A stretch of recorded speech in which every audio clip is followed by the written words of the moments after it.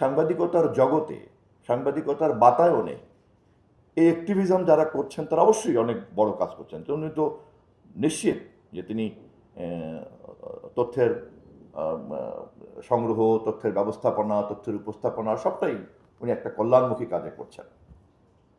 অতএব শুধুমাত্র বস্তুনিষ্ঠতা বা সত্য অনুসন্ধান করা পর্যন্ত কিন্তু ক্ষান্ত না, ওটা করছেন, করার পরে আবার তারপরে ওটাকে উনি জনকল্যাণের দিকে ধাবিত করছেন।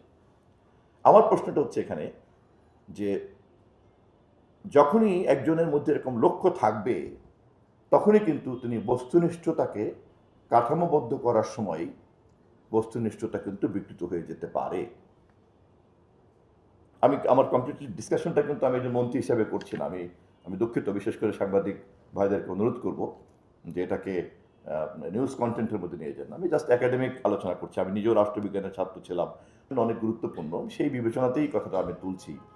অতএব যখনই আমার কোনো লক্ষ্য থাকবে, সে ভালো হোক খারাপ হোক যাই হোক না কেন, আমি ধরে নিচ্ছি ভালো, তখনই কিন্তু আমার মধ্যে একটা উদ্যোগ কাজ করবে বস্তুনিষ্ঠতাকে সংগ্রহ করার মধ্যে। কারণ হঠাৎ করে যদি বস্তুনিষ্ঠতা দেখা যায় যে আমার লক্ষ্যের সঙ্গে সামঞ্জস্যপূর্ণ হচ্ছে না, তখন কিন্তু আমার আকাঙ্ক্ষা এবং আবিষ্কৃত সত্য, উদ্ঘাটিত সত্য মুখোমুখি দাঁড়িয়ে যাবে। এবং এখানেই কিন্তু একটা পরীক্ষার মধ্যে পড়তে হয়। এবং সে কারণে আমরা দেখেছি মহান মুক্তিযুদ্ধের সময়ও কিন্তু বিরুদ্ধেও সাংবাদিকতা ছিল, পক্ষেও কিন্তু সাংবাদিকতা ছিল। এমনকি জুলাই গণঅভ্যুত্থানের সময় কিন্তু আমরা দেখেছি সরকারকে টিকিয়ে রাখার পক্ষেও তো একটা গণমাধ্যমের তৎপরতা ছিল, এবং তাকে তো আমরা সাংবাদিক বলেই চিনি, সাংবাদিকতা হিসেবেই চিনি।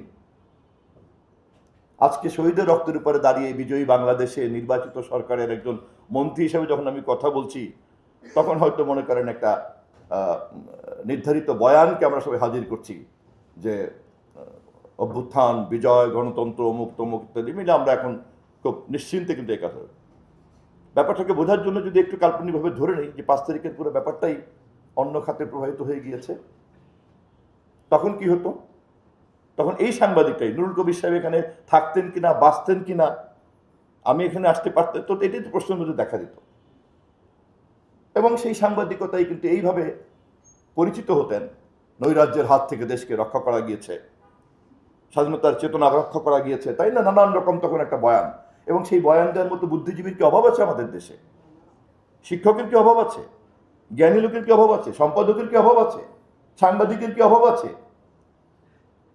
অতএব এটা কিন্তু একটা প্রশ্ন। অফকোর্স আমাদের যে কোনো জ্ঞানকে জনগণের কল্যাণের দিকে ধাবিত করতে হবে। বিশেষ করে সাংবাদিকতার মতো বুদ্ধিভিত্তিক পেশাতে এটা অবশ্যই করতে হবে।